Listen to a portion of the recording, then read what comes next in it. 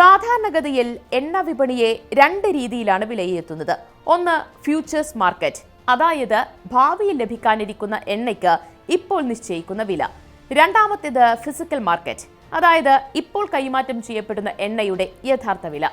നിലവിൽ ഈ രണ്ട് വിപണികളും തമ്മിൽ വലിയൊരു വേർതിരിവ് അഥവാ ഡീകപ്ലിംഗ് സംഭവിച്ചിരിക്കുകയാണ്.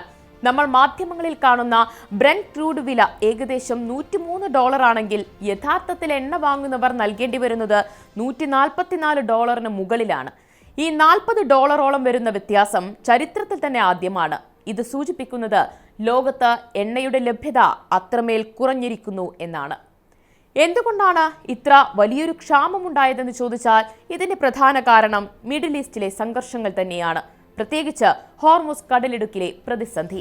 ലോകത്തെ എണ്ണക്കടത്തിന്റെ 1/5 നടക്കുന്നത് ഈ വഴിയിലൂടെയാണ്.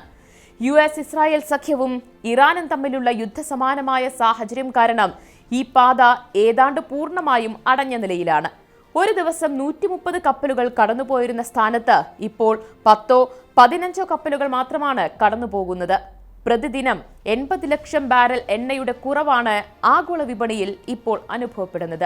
അപ്പോൾ നിങ്ങൾ ചോദിച്ചേക്കാം, എണ്ണയ്ക്ക് ഇത്രയും ക്ഷാമമുണ്ടെങ്കിൽ എന്തുകൊണ്ടാണ് വാർത്തകളിൽ കാണുന്ന വില ഇത്ര കുറഞ്ഞു നിൽക്കുന്നത് എന്ന്. അവിടെയാണ് നിക്ഷേപകരുടെ മനഃശാസ്ത്രം വരുന്നത്.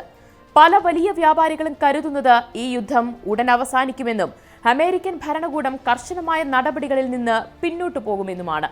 ഇതിനെ സാമ്പത്തിക വിദഗ്ധർ ടാക്കോ അഥവാ ട്രംപ് ഓൾവേസ് ചിക്കൻസ് ഔട്ട് എന്നാണ് തമാശയായി വിളിക്കുന്നത്. അതായത് വലിയ പ്രഖ്യാപനങ്ങൾ നടത്തുമെങ്കിലും അവസാനം വിട്ടുവീഴ്ചകൾക്ക് തയ്യാറാകുന്ന രീതി. ഈ പ്രതീക്ഷയിലാണ് ഫ്യൂച്ചേഴ്സ് മാർക്കറ്റ് കുറഞ്ഞു നിൽക്കുന്നത്. എന്നാൽ യഥാർത്ഥത്തിൽ എണ്ണ ആവശ്യമുള്ള കമ്പനികൾ ഉയർന്ന വില നൽകി എണ്ണ വാങ്ങാൻ നിർബന്ധിതരാകുന്നു.